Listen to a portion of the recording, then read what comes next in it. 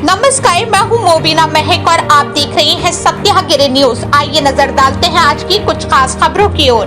Private अस्पताल के doctor ने बड़े ऑपरेशन के दौरान ऐसी लापरवाही की कि मेरी 23 साल की ननंद अब कभी मां नहीं बन सकेगी। हमारे तो भविष्य ही खत्म कर दिए हैं। हमने बिल्कुल सही इलाज किया, हमारी कोई गलती नहीं।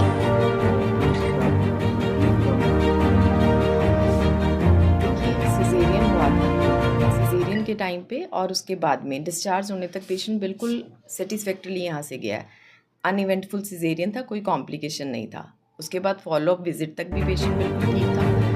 After few days I think discharge के 28 को सिजेरियन हुआ है और 8th को पेशेंट फीवर की कंप्लेंट के साथ में प्रेजेंट करता है।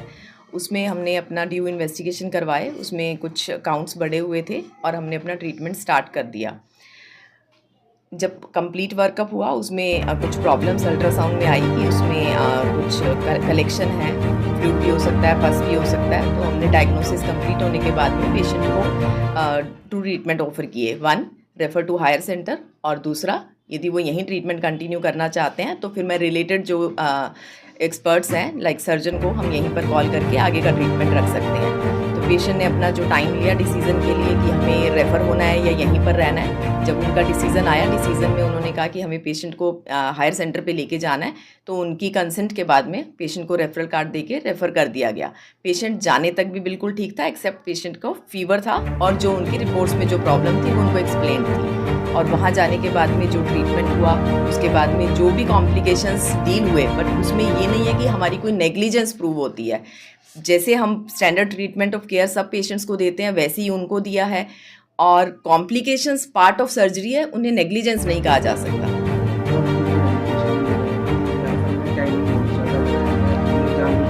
देखिए, आप चाहें तो हम आपको रिकॉर्ड्स वेरीफाई करवा सकते हैं, पर ऐसा कोई ड्यू टाइम रेफरल में नहीं लगा है। जब उन्होंने अपना डिसीज़न फाइनल किया कि हमें पेशेंट को लेके जाना है या यहाँ रखना है, ये उनकी तरफ से जो टाइम डिसीज़न था, उसके बाद में बिल्कुल टाइमली पेशेंट को रेफ़र किया गया है और टाइमली ही आगे ट्रीटमेंट उनका स्टार्ट हुआ है।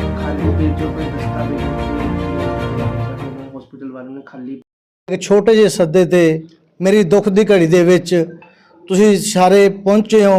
मैं सारी ही प्रेस दा, मेरे भरावां दा, कोई मेरे तो वड्डे है कोई छोटे है, सब का मैं आपदी दिल दीयां गहराइयां तो बहुत धन्नवाद करदा। मैं अज दुखी दिल नाल आप नूं बुलाया, कोई मैं किसी दी रंजिश या कोई दुश्मनी तौर ते नहीं बुलाया। जो दुख पैंदा है आदमी उदों ही सज्जन इकट्ठे करता है। तुहाडा बहुत धन्नवाद है क्योंकि मैं बहुत दुखी हाँ तो बहुत दुखी हिरदे नाल आप नूं इस प्रेस कॉन्फ्रेंस राहीं मैं दसना चाहना भी जो मेरे नाल बीती है मैं वो की बयान करा। भी मलोट के हल्के दे विच थोड़ा रहन वाला मैं पंडित श्याम लाल पारिक जो कि पंडित घड़ाई लाल का मैं पुत हाँ तो आप दा मैं सब का जानकार हाँ। तुसीं मैनूं सारे ही जानते हो, पर जो मेरे नाल होई वो इस प्रकार है क्योंकि मेरी नूंह दे पोती होई कमरा हस्पताल दे विच, जिन्हों कि कामरा हस्पताल जीटी रोड मलोड़ विच कहा जाता है। उस विच पूजा कमरा जो लेडी डॉक्टर तौर पर काम कर रही है, नाल ही उन्हां घर वाला गौतम कामरा अते नाल ही उन्हां दे ससुर मदन लाल, नाल ही उन्हां दी सस पुष्पा कमरा, इन्हां वल्लों हस्पताल चलाया जाता है। पर मेरे नाल तां इन्हां ने वो कीती जो कोई दुश्मन नाल भी नहीं कदे करदा। मेरी कोई दुश्मनी नहीं सी इन्हां नाल। मैं एक मरीज़ तौर पर मेरी नूंह नूं उत्थे भेजिया, रूटीन च चैकअप हुंदा रहा। मेरा बेटा मेरी नूंह असीं सारे ले जांदे रहे। उन्होंने 28 तरीक नूं ऑपरेशन किया।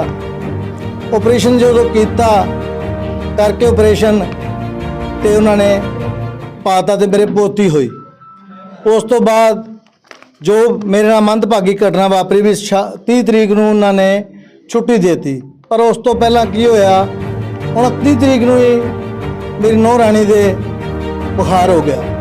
जो उसने डॉक्टर साहबा नूं बेनती की भी डॉक्टर साहबा भी मैनूं बुखार हो गया, डॉक्टर साहबा ने कहा वैसे हो जाता, कोई गल नहीं, आम जी गल है।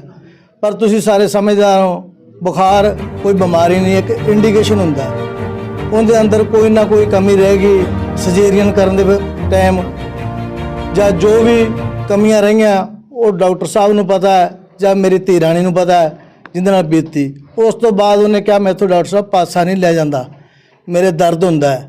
ਪਰ ਡਾਕਟਰ ਸਾਹਿਬ ਕਹਿੰਦੇ ਐਵੇਂ ਹੁੰਦਾ ਹੈ, ਆਮ ਜੀ ਗੱਲਾਂ ਇਹ ਤਾਂ ਹੁੰਦਾ ਹੀ ਰਹਿੰਦਾ।